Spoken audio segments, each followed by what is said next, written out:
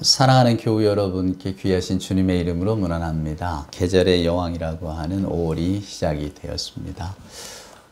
이제는 너무 기후온난화 때문에 꽃들도 빨리 피고, 그래서 오히려 5월보다는 4월이 더 꽃들이 만발한 계절이 아닌가 싶습니다. 그러나 그럼에도 불구하고 오늘 저와 여러분에게 주신 이 아름답고 복된 날 기억하시면서 하나님을 찬송하고 감사하는 마음을 가질 때에 우리의 삶이 주 안에서 더 복되리라고 생각합니다. 오늘도 그 감사함을 알고 주님 앞에 나아가며 예배할 때에 성령 하나님이 주시는 그 평강의 기쁨이 저와 여러분의 마음속에 가득하기를 소망합니다. 우리 경배 찬송 같이 하십시다. 찬송가 23장 만입이 내게 있으면 그 입 다 가지고 함께 1절과 2절 찬송합시다. 만입이 내게 있으면 그 입 다 가지고 내 구주 주시는 총을 늘 찬송하겠네. 내 은혜로신 하나님 날 도와주시고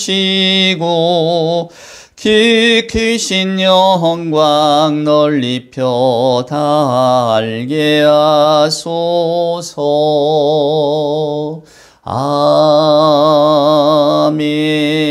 아멘. 사도신경으로 우리들의 신앙을 고백합니다.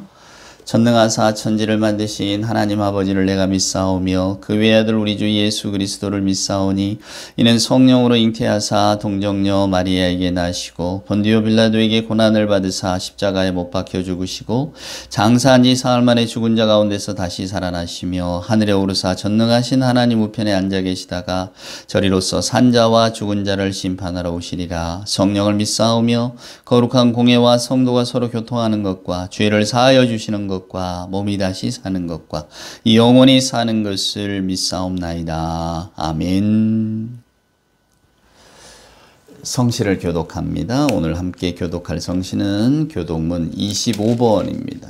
시편 47편 교독문 25번 우리 한 절씩 교독합시다. 너희 만민들아 손바닥을 치고 즐거운 소리로 하나님께 외칠지어다. 지존하신 여호와는 두려우시고 온 땅의 큰 왕이 되심이로다. 여호와께서 만민을 우리에게 나라들을 우리 발 아래에 복종하게 하시며 우리를 위하여 기업을 택하시나니 곧 사랑하신 야곱의 영화로다. 하나님께서 즐거운 함성 중에 올라가시며 여호와께서 나팔 소리 중에 올라가시도다. 찬송하라 하나님을 찬송하라 찬송하라 우리 왕을 찬송하라. 하나님은 온 땅의 왕이심이라 지혜의 시로 찬송할지어다. 하나님이 뭇 백성을 다스리시며 하나님이 그의 거룩한 보좌에 앉으셨도다. 문나라의 고관들이 모이며 아브라함의 하나님의 백성이 되도다. 세상의 모든 방패는 하나님의 것이며 그는 높임을 받으시리로다. 아멘. 네. 오늘 예배 찬송은 찬송가 199장입니다. 나의 사랑하는 책 비록 헤어졌으나 어머니의 무릎 위에 앉아서 우리 찬송가 1절과 4절 함께 찬송하십시다. 찬송가 199장입니다.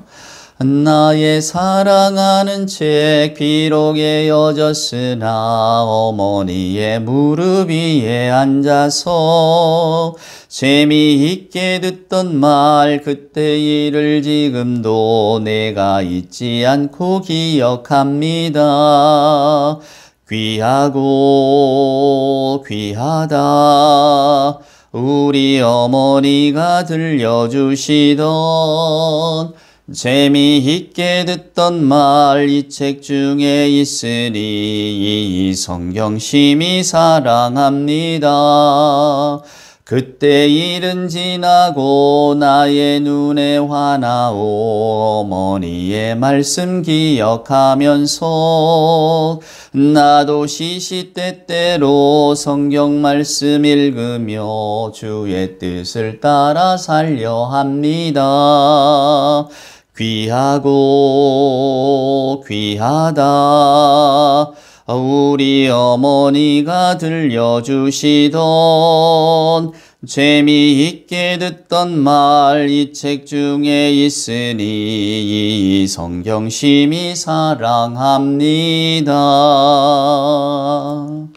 아멘. 예, 기도합시다. 사랑과 은총으로 함께 하시는 아버지 하나님 감사합니다. 2025년 5월 가정의 달을 맞았습니다. 하나님, 이 복된 달에, 정말로 만물이 아름다워지는 이 복된 달에 저희들 감사해야 할 일들을 생각해 하시니 하나님 감사합니다. 감사할 일이 많은데도 불평을 늘어놓고 감사할 일이 없다고 불만을 털어놓는 삶의 순간들이 얼마나 많았는지요. 하나님, 이 시간 참으로 감사할 일이 어떤 것인지 주의 성령께서 가르쳐 주옵기를 간절히 소망합니다. 그리하여 참으로 감사하는 생활을 할 수 있도록 도와주시옵소서. 생명과 기쁨과 슬픔, 인생의 모든 것을 하나님으로부터 선물로 받았다는 사실을 모두 잊어버리고 그 선물을 마다하고 하나님께 감사하는 것을 인색하게 생각했던 저희들의 이 크나큰 불신앙을 주여 용서하여 주시옵소서. 저희들이 받은 많은 선물들, 우리 이웃과 함께 감사하는 마음으로 나누어 가질 때 우리의 삶이 더욱 풍요로워진다는 것을 하루하루 생활하며 깨닫게 하시고 또 날마다 다짐하며 감사하는 삶을 살아갈 수 있도록 주여 도와주시옵소서. 저희들에게 희망이 없을 때에도 희망의 끈이 무엇인가를 보여주셨던 아버지 하나님, 암흑 속에서 길을 잃고 헤맬 때에도 우리에게 소망의 기쁨을 주셨다. 하나님, 우리의 삶의 모든 순간순간마다 함께 하시고 저희들이 힘들 때 옆에 계셔서 같이 그 슬픔을 나누어 주시고 걸으셨던 우리 주님을 기억하면서 내가 오늘 또 호흡하고 살아 숨쉬는 모든 것이 하나님의 은혜구나라고 하는 그 감사의 마음, 감사의 신앙을 깨닫고 살아가는 우리 모두가 되게 하여 주시옵소서. 이제 주의 말씀을 들을 때에 주의 말씀도 감사함으로 받게 하시고 감사함으로 우리 삶에서 실천해 나가는 우리 모두가 되게 하여 주옵소서. 예수 그리스도 그 귀하신 이름 받들어 간절히 기도드리옵나이다. 아멘. 오늘 우리에게 주시는 하나님의 말씀, 고린도전서 9장입니다. 고린도전서 9장에 있는 말씀, 9장 19절로 23절에 있는 말씀을 제가 한번 읽어보겠습니다. 내가 모든 사람에게서 자유로우나 스스로 모든 사람에게 종이 된 것은 더 많은 사람들을 얻고자 함이라. 유대인들에게 내가 유대인과 같이 된 것은 유대인들을 얻고자 하며 율법 아래 있는 자들에게는 내가 율법 아래 있지 아니하나 율법 아래 있는 자같이 된 것은 율법 아래 있는 자들을 얻고자 하며 율법 없는 자에게는 내가 하나님께는 율법 없는 자가 아니요 도리어 그리스도의 율법 아래 있는 자이나 율법 없는 자와 같이 된 것은 율법 없는 자들을 얻고자 함이라. 약한 자들에게 내가 약한 자와 같이 된 것은 약한 자들을 얻고자 하며 내가 여러 사람에게 여러 모습이 된 것은 아무쪼록 몇 사람이라도 구원하고자 함이니 내가 복음을 위하여 모든 것을 행함은 복음에 참여하고자 함이라. 아멘. 네, 사도 바울의 신앙관이 그대로 드러나는 시편, 하나님의 말씀이죠. 미국에 살던 분의 한 이야기입니다. 미국은 왜 잔디밭이 다 일상화되어 있잖아요. 그래서 그 잔디밭, 파란색 잔디밭을 보기가 그렇게 좋았는데 어느 날부터 이 잔디밭 속에 이렇게 울룩불룩한 마치 밭이랑과 고랑 같은 게 생기기 시작했답니다. 이게 땅 속에 두더지가 이렇게 땅을 파고 들어가면 잔디가 이렇게 불룩 올라온다네요. 그게 그렇게 보기 싫었대요.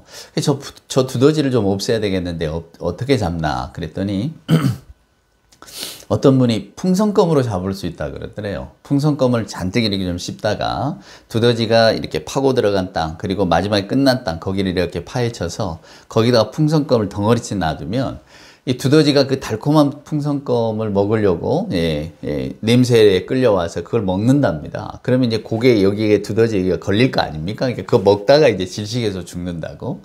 그렇게 하라고. 그래서 야, 이거 신박한 아이디어다 생각해서 풍선껌을 잔뜩 사다가 입이 아프도록 씻고는 다 놔뒀답니다. 어떻게 되었을까? 네, 두더지는 여전히 파고 다녔대요. 그래서 자, 요거 실패. 그런데 그 다음에 이제 또 다른 해결책. 하나는 이제 삽 두 자루 하고 기다란 꼬챙이, 땅속으로 푹푹 들어가는 꼬챙이를 준비하라고 했답니다.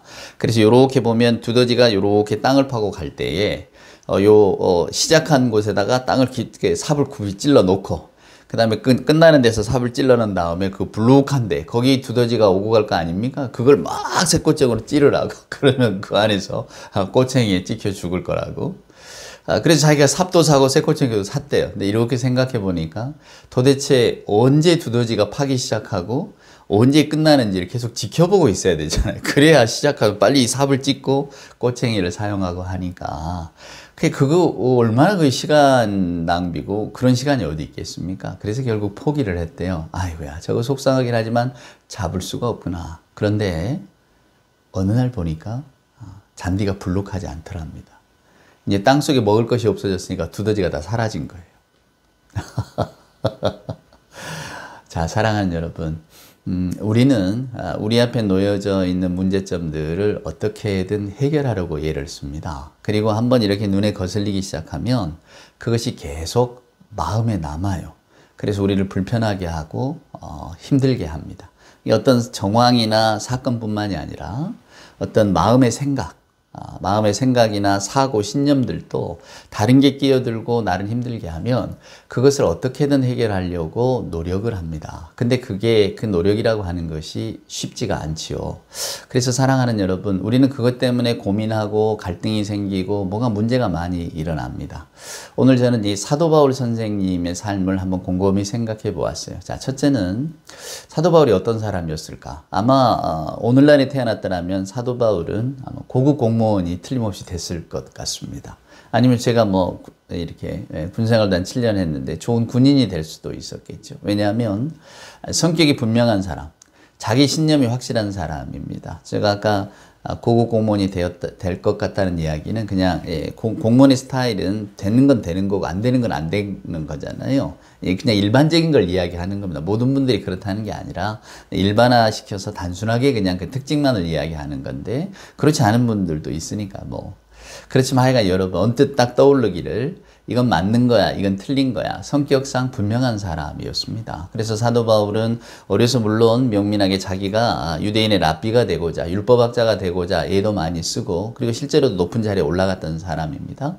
그리고 바울의 고백처럼 자기 전통에 충실했던 사람이에요. 그러니까 전통 유대교의 어떤 가르침에서 벗어나는 것은 바울이 견디지를 못했던 겁니다. 못마땅하고 그걸 바로 잡아야 되니까. 그래서 사도행전도 쭉 읽어보면 여러분도 아시지만은 사도 바울이 자기 전통을 지키는 일에 열심히 있어서, 즉 유대인의 전통을 지키는 것, 유대교의 율법을 지키는 것에 아주 그 분명한 확신이 있어서 거기에서 어긋나는 것들을 견뎌내지 못하니까 이제 예수 믿는 사람들을 핍박을 하잖아요. 스데반이 돌 맞아 죽을 때도 사도 바울도 그 현장에 있었고, 나중에는 급기야는 사도 바울이 내가 예수를 믿는 사람이라면 누구든 내 가만두지 않겠다. 예수 이름을 입에 올리는 사람, 특별히 예수를 메시아라고 이야기하는 사람들의 삶은 내가 가만두지 않겠다. 내가 견디지를 못하겠다. 이런 마음을 가졌던 사람 아닙니까? 그래서 앞장을 섰잖아요. 내가 예수 핍박하는데 앞장을 섰다. 그래서 그 다마스커스로 가는 그 도상에서, 다마스커스를 바울이 왜 갑니까? 예수 믿는 사람 잡으러 간 거잖아요. 색출하러 간 거란 말입니다. 그러니까 아주 일종의 친위대의 어떤 제 선봉에 서서 내가 박멸시키리라, 멸절시키리라, 그렇게 생각했단 말이에요. 그러다가 다메섹 도상에서 부활하신 주님을 만납니다. 그러면서 그의 사고, 생각, 가치관이 다 무너집니다. 예수라고 하는 그 존재, 자기가 멸절시켜야 되고 없애버려야 될 존재라고 생각했던 그분이 부활하신 주님으로 자기 눈앞에 나타나는 경험을 했을 때 이제 사도 바울은 마치 천지가 개벽하는 것 같은 놀라운 회심을 하게 되거든요. 그러면서 어떻게 됩니까? 그가 바로 복음의 전도자가 됩니다. 복음에 대해서 목숨을 거는 사람이 되는 거예요. 그러면서 예수 복음만이 진짜다라고 하는 것을 붙들고 우리가 잘 아는 것처럼 세계 선교의 기초를 놓았습니다.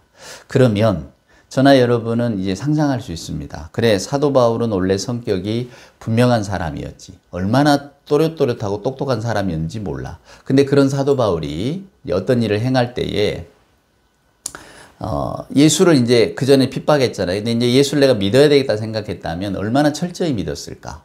그리고 예수 믿는 사람들에게도 예수를 믿으려면 대충 믿지 마세요. 얼마나 이런 그 마음을 갖고 다가갔을까. 우리는 짐작할 수 있습니다. 근데 오늘 이 고린도전서의 말씀을 보면 정반대의 모습이 나오는 거예요. 정반대의 모습. 이거 아니면 죽습니다. 이건 꼭 지켜야 됩니다. 이것이야말로 우리가 붙들어야 될 가치관입니다. 이렇게 말하지 않아요, 사도 바울은. 오늘 여기 말씀을 보면 9절에 내가 모든 사람에게서 자유로우나 스스로 모든 사람에게 종이 된 것은 더 많은 사람을 얻고자 함이라. 무슨 이야기입니까? 나는 이제 어느 누구에게도 휘둘리지 않는 사람입니다. 내가 사람에게 이롭게 하겠느냐? 내가 사람의 눈치를 보겠느냐? 아니면 사람들의 칭송 듣기를 내가 좋아하겠느냐? 이제 나는 그런 사람 아니라는 거예요. 이제 나는 오직 하나님께만 매인 사람, 하나님께만 내 전부를 바친 사람으로 살고 싶다. 나는 복음에 미친 자가 되고 싶다. 지금 이런 표현이거든요. 그런데 그렇기 때문에 내가 미쳤기 때문에, 내가 사로잡혔기 때문에, 내가 다른 박질하는 사람이기 때문에 여러분 모두 다 다른 박질합시다. 이렇게 이야기하지를 않아요. 사도 바울은 뭐라고 말합니까? 여러분, 나는 모든 사람에게 자유롭습니다. 어떤 사람도 나를 통제할 수 없지만 그러나 나는 모든 사람에게 메인 사람이 됐습니다. 이렇게 말하는 겁니다. 그 말은 뭔가요? 나는 자유인이지만 모든 사람의 종이 될 수 있다는 거예요. 왜? 목적이 있잖아요. 더 많은 사람을 얻고자 함이라. 더 많은 사람을 얻고자 함이라. 그래서 그 다음 구절을 보면 유대인들에게 내가 유대인같이 된 것은 유대인을 얻고자 함이요. 즉 유대인을 만나면 바울이 이제 그 유대 전통에서 자란 사람이잖아요. 랍비 교육에 충실했던 사람 아닙니까? 그러니까 랍비 유대인들이 뭘 하고 뭘 하지 않는지 즉 율법에 대해서 정통한 사람이니까 유대인들을 만나면 유대인의 율법에 대한 이야기를 했다는 겁니다. 율법이 어떻고 이 율법은 어떤 뜻이고 나는 이 율법을 지키기 위해서 어떻게 살고 있고 그러면서 그 유대인들에게 유대인의 모습으로 다가갔다는 겁니다. 율법 아래에 있는 자들에게는 내가 율법으로 다가갔다는 거예요. 이미 사도 바울은 그리스도 안에서 구약의 율법보다는 그리스도의 법이 더 크다는 것을 안 사람이잖아요. 그리스도의 법이 더 윗길에 있다는 것을 깨달은 사람이잖아요. 그러니까 이제는 나는 그리스도의 법이 최고인 줄 압니다. 이렇게 다가가는 게 아니라 오히려 유대인들에게는 율법을 가지고 다가갔다는 겁니다. 율법 아래에 있는 자들에게는 내가 율법 아래에 있지 않지만 나는 이미 율법을 벗어났잖아요. 그럼에도 불구하고 나는 율법 아래에 있는 자같이 나는 되었다라고 하는 겁니다. 그건 무엇입니까? 율법 있는 자들을 얻고자 함이라 분명히 말합니다. 즉 유대인들에게도 그리스도가 누구인가를 나는 설명을 해야 되기 때문에 그들이 율법 아래에 있는 삶의 모습을 나는 인정해 주었습니다 라는 겁니다. 비록 나는 율법에 매이지 않는 사람이지만 율법의 매인 자와 같이 행동했습니다. 자, 그 다음에 유대인이 아닌 자들의 21절에 보면 율법이 없는 자에게는 내가 오히려 하나님의 율법을 지키고 왜 안식일 규정을 지키고 다 지켰을 것 아닙니까? 그런 법도가 있는데 근데 사도 바울은 그런 율법쯤은 아무것도 아닌 것처럼 자기는 행동했다는 겁니다. 같이 이방인의 음식도 먹었을 것이고 모든 행동들을 같이 했겠지요. 목적은 딱 하나입니다. 나는 율법을 가지고 있는 자지만 즉 나는 율법의 가르침 속에서 여전히 율법의 가르침대로 그게 생활이 습관화됐을 거 아닙니까? 그대로 살아가는 사람이지만 그럼에도 불구하고 율법 아래에 있지 않는 자들이 하는 행동에도 기쁘게 같이 동참했다는 거예요. 왜? 율법 없는 자들도 얻어야 되니까. 약한 자들에게, 여러분이 약한 자들이라고 하는 건 뭐 사회적 신분일 수도 있지만 그가 가지고 있는 어떤 종교적 전통이라든가 또 혹은 뭐 여러 가지 가지고 있는 연약함일 수 있죠. 그런 모든 분들에게도 나는 그 모습으로 다가갔다는 거예요. 왜? 복음이라고 하는 것을 위해서. 그래서 여러 사람에게 나는 여러 모습이 되었다라고 하는 겁니다. 나는 이 모든 것들을 복음을 위하여 행하였다. 복음에 참여하고자 했다. 저는 곰곰이 생각해 봅니다. 사도 바울의 이 생각이 바뀌었던 가장 큰 계기는 뭘까? 물론 주님을 만나는 거죠. 그렇다고 해서 그 사람의 인생관이 완전히 달라질까? 완전히 가치관이 깨어질까? 그렇다면 가치관이 깨어졌다면 그 가치관을 깨트린 또 다른 가치관은 무엇이었을까를 생각해 보았습니다. 제가 전에도 말씀드렸습니다만 우리는 보통 편견을 가지고 있습니다. 근데 편견은 다 나쁜 거라고 하잖아요. 그래서 편견을 보통 마음의 벽이라고 합니다. 마음의 벽을 치는 거죠. 근데 어떤 사람이 어떤 신념이나 가치관을 가지고 있으면 우리는 그것을 귀하다 생각합니다. 줏대 있다 보고 저 사람은 가치관이 뚜렷한 사람이야 이렇게 봅니다. 비난하지 않습니다. 오히려 요즘 시대에 저렇게 가치관이 뚜렷한 어떤 사람을 만나다니 대견하게 여깁니다. 그러나 사랑하는 여러분 살짝 다른 눈으로 보시면 그런 가치관, 신념이라고 하는 것은 어쩌면 그 사람이 가지고 있는 마음의 감옥일 수 있습니다. 스스로가 그 안에 갇혀서 나오지를 못하잖아요. 그렇죠, 여러분? 여러분도 아마 그런 생각, 그런 어떤 느낌들을 받으실 때가 있을 겁니다. 내가 어떤 가치관을 분명히 가지고 있는데 그래서 나는 요것이 아니면 안 되는데 어쩌면 이것이 내 마음의 감옥일 수도 있겠구나. 내가 여기서 한 발짝도 못 나가고 있구나. 그런 생각을 해보신 적이 있습니까? 사도 바울은 우리 주님을 만나면서 그 감옥에서 나온 사람이에요. 율법이라고 하는 감옥에 갇혀 있었잖아요. 그리고 스스로를 거기다 가두고 자기 가치관을 귀하게, 자기 전통을 귀하게 여겼던 사람입니다. 근데 예수를 만나고는 그게 깨어졌단 말이에요. 무엇 때문에 깨졌을까? 저는 생각합니다. 그것은 물론 하나님의 사랑이겠죠. 세상 모든 사람들을 구원하고자 하는 하나님 아버지의 사랑이 예수를 통해서 드러난 것을 보고 그가 감동되지 않았을까? 근데 그 자기를 만나 주었던 예수님은 바울의 표현처럼 당신은 내가 핍박하던 예수 아니냐 이렇게 표현하거든요. 내가 너를 죽이려고 했다. 내가 너를 멸절시키려고 했다. 너의 이름을 따르는 사람들을 내가 가만두지 않으려 했다. 다 잡아 가두려고 했고 심지어는 돌로 쳐 죽이려고 했다. 그런 마음을 갖고 있던 나에게 당신이 나를 찾아오다니 이게 감동 아닙니까? 그러면서 주님을 만나고 주님의 마음을 깨달았겠죠. 그러면서 자기가 얼마나 큰 마음의 감옥에 갇혀 있는 것을 알게 되지는 않았을까. 그래서 너무나 뚜렷한 가치관을 가지고 너무나 철저하게 자기 신념을 지켰던 사람이 정말로 180도 달라져서 오늘 여기 나온 것처럼 나는 모든 사람에게 모든 사람이 되고자 합니다. 이렇게 다가가는 건 아니었을까요? 저는 그 마음의 가장 밑바닥에 깔려 있는 것은 사랑이요. 연민이라고 생각합니다. 그리스도께서 우리를 바라보셨던 그 연민의 눈 말입니다. 제가 최근에 그 박노이라고 하는 시인의 시를 한 편 읽으면서 무릎을 쳤습니다. 그 겨울의 시라는 시였는데 봄에 무슨 생뚱맞게 그 겨울의 시인가. 근데 여러분 그 시를 한번 읽어보세요. 그 시 내용은 이렇습니다. 쉽지만 울림이 커요.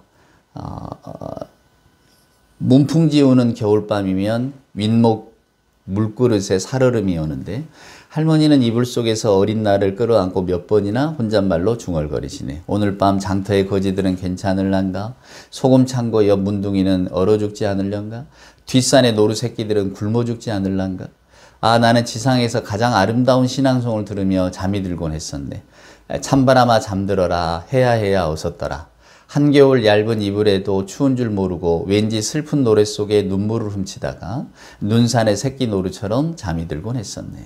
예, 쉬운 시죠. 근데 마음에 뭔가 쿵 오지 않습니까? 예, 찬바람아 잠들어라. 해야 어서 떠라. 왜? 뒷산에 노루 새끼들이 굶어 죽지 않을까? 장터의 거지들이 굶어 죽지 않을까?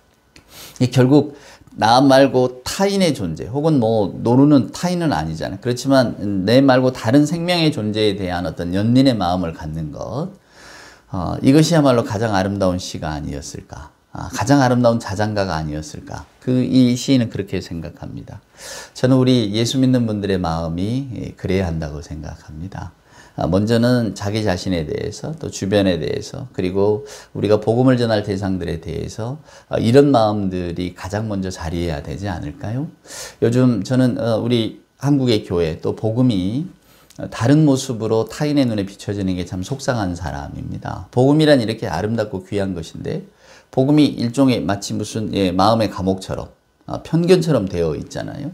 하나님의 이름을 입에 올리는 분들이 이렇게 편을 가르고 상대방을 아주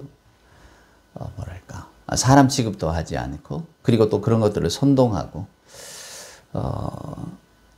정치라고 하는 것이 여러분 사람이 다 두루 잘 살게 하는 거잖아요. 거기에 대해서 우리 예수 믿는 분들이 목소리를 안이 낼 수는 없지만 그렇다고 해서 어느 자기 생각을 앞세워서 뭔가 이렇게 나서는 것 그리고 그것에 대해서 주장하는 것 저는 복음의 본질에서 벗어난다고 생각합니다. 복음은 살인자가 문을 열고 들어와도 그 불쌍한 영혼을 위해서 기도해 줄 아는 그런 마음들이 있어야 되지 않을까. 물론 그러면 사회정의를 어떻게 세우느냐 또 이런 말씀도 있을 수 있겠죠. 그러니까 이게 어느 스탠스를 취하는 게 참 어렵습니다. 그러나 저는 오늘 이 사도 바울의 마음이 저와 여러분의 가장 근본적인 마음이 되어야 한다고 생각합니다. 오늘 사도 바울은 나는 모든 사람에게 모든 사람이 되고자 했어요 라고 분명히 말합니다. 나는 모든 사람에게 모든 사람이 되고자 한다. 그가 가진 생각, 그가 가진 가치관, 그가 가진 배경 속에서 어느 한 사람도 나는 내치지 않고 어느 한 사람도 나는 뿌리치지 않고 그 사람을 받아들이기 위해서 나는 애를 썼다. 지금 그 말 아닙니까? 그리고 그 사람 그냥 이해하는 데서만 그치는 게 아니라 그 사람과 더불어 하는 어떤 삶의 모습을 취하려고 나는 애를 썼다. 이게 오늘 사도 바울의 진솔한 고백입니다. 저는 여기에 큰 울림이 있다고 생각합니다. 이것은 사도 바울은 분명히 말합니다. 제가 그렇게 된 것은 다른 게 아닙니다. 제가 뭐 마음이 넓은 사람임을 증거하고자 하는 것도 아니고 또 제가 감당할 수 없는 것들을 마치 위선자처럼 그냥 이렇게 감당하는 것처럼 보이는 건 아닙니다. 내가 단지 그렇게 된 것은 이것이 복음을 위하는 일이기 때문에 이것이 그리스도의 복음을 위하는 일이기 때문에 나는 기꺼이 그것을 기쁨으로 하겠습니다. 자발적으로 하겠습니다. 나는 하나도 뭐 마음에 거리낌이 있거나 불편하지 않습니다. 이렇게 말하는 것 아니겠습니까? 산둥수용소라는 책이 있어요. 오늘은 이 말씀만 하고 마치도록 하겠습니다.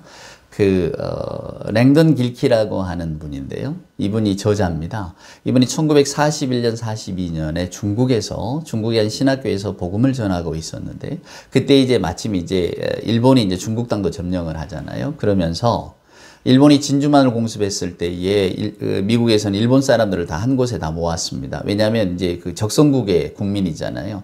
이제 뭔가 불리한 일을 할지도 모르니까 다 가둬놓는단 말이에요.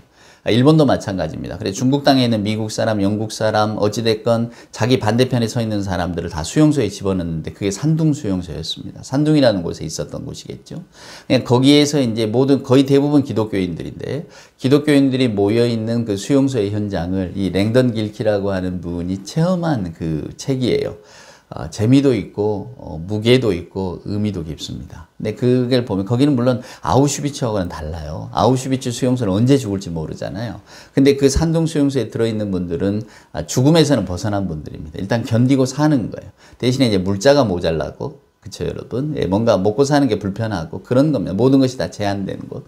거기에서 이제 인간의 욕망들이 다 드러나는 거죠. 인간의 어떤 비참함도 드러나고. 그래서 예를 들면 미국에서 적십자구를 불품을 보내오면 이제 그 안에 있는 미국 분들이 그냥 우리 다 골고루 나누자, 이게 안 되는 겁니다. 미국에서 보내준 거기 때문에 우리 미국인들이 더 많이 가져야 된다, 이렇게 되는 거예요. 그러니까 어떤 이기심일 수도 있는 거죠.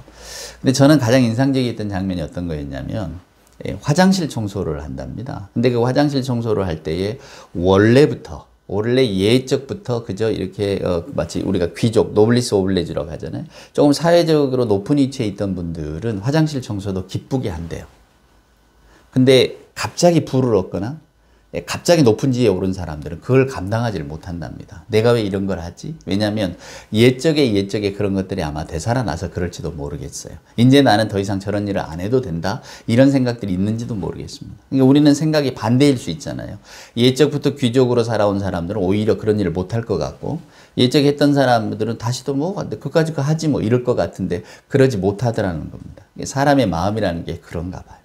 우리는 예수 복음을 받습니다. 어쩌면 예수 복음을 알지 못할 때, 하나님의 사랑을 알지 못할 때에 우리가 정말로 강팍하게 살 수도 있었잖아요. 근데 하나님의 사랑을 알고 하나님의 사랑을 알았으면 이제는 더 넉넉하게 되어야 되는데 오히려 더 우리의 마음들이 더 강팍해지는지도 모른다는 생각을 저는 하게 되었습니다. 그러니까 복음이 없을 때 살던 사람, 그러나 복음을 알고 감동했던 사람이 오히려 더 그래, 나도 없을 때, 복음이 없을 때 나도 저런 마음으로 살았는데, 그렇게 해서 복음 없는 자들에게 다가가는 게 아니라 오히려 나는 그런 사람들 입장을 오히려 더 이해하고, 야, 그까짓 거 빨리 해야지, 막 이런 식으로 오히려 다가가지 않겠나, 그런 생각.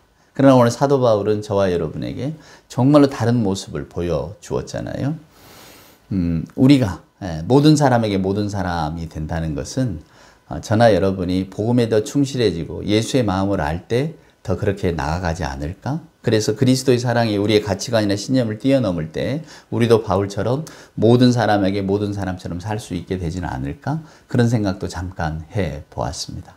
오늘 저는 이 말씀이 우리가 정말 오래도록 붙들고, 그리고 제가 또 여러분이 우리 주변에 있는 비복음의 사람들, 그리스도를 모르는 사람들, 또 혹은 우리와 형편과 처지가 다른 사람에게 인간적으로 다가갈 때에도 굉장히 도움이 되는 말씀이라고 생각합니다. 이 말씀을 깊이 묵상하시는 우리 크리스찬들이 다 되시기를 주님의 이름으로 축원을 드립니다.